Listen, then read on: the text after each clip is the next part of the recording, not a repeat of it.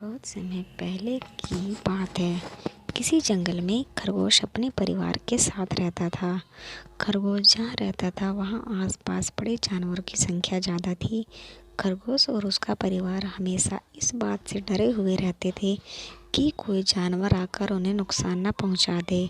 उन्हें अपने घर के आसपास जरा सी भी हलचल सुनाई देती तो वो झटपट से अपने बिल में छुप जाया करते थे।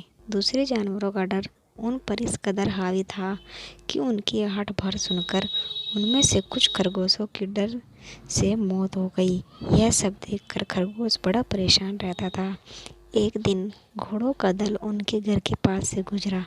घोड़ों की आवाज़ सुनकर सभी सहम गए और हमेशा की तरह अपने बिल में छुप गए।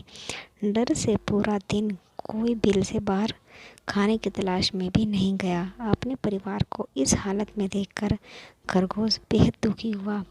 उसने भगवान को कोसते हुए कहा कि हे भगवान, आपने हमें इतना कमज़ोर क्यों बनाया है?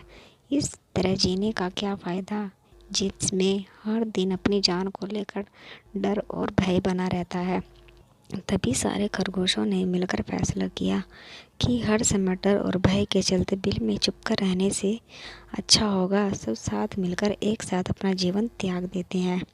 सभी खरगोश इकट्ठा होकर आत्महत्या करने नदी की ओर निकल गए। नियत समय पर खरगोश और उसका परिवार नदी के पास पहुँचे। नदी के पास आकर कई सारे चूहों के बिल थे। जब चूहों ने खरगोशों को आते देखा तो वो सभी डर गए और इधर उधर भागने लगे। कुछ चूहे बिल में घुस गए तो कुछ नदी में गिरकर मर गए। चारों तरफ अफरा तफरी का माहौल था। ये पूरा वाक्य देखकर खरगोश दंग रह गए। उन्हें इस बात का यकीन नहीं हो रहा था कि उन्हें देखकर भी किसी में दहशत हो सकती है।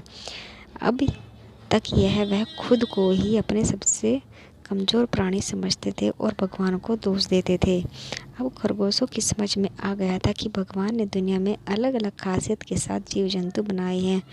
जो जैसा है वैसे ही स्वीकार करना चाहिए। अगर किसी में कमी है तो उसमें कुछ गुण भी है। अगर हर किसी में एक जैसे गुण नहीं हो सकते। ये समझने के बाद खरगोश और उसका परिवार घर वापस लौट गए। कहानी से सीख, प्रकृति ने सभी को शक्तिशाली बनाया, बस फर्क इतना है कि सभी अलग अलग क्षेत्र में अव्वल है। इसलिए हमेशा कमजोरी से भागने की जगह उसे अपनी ताकत बनाए।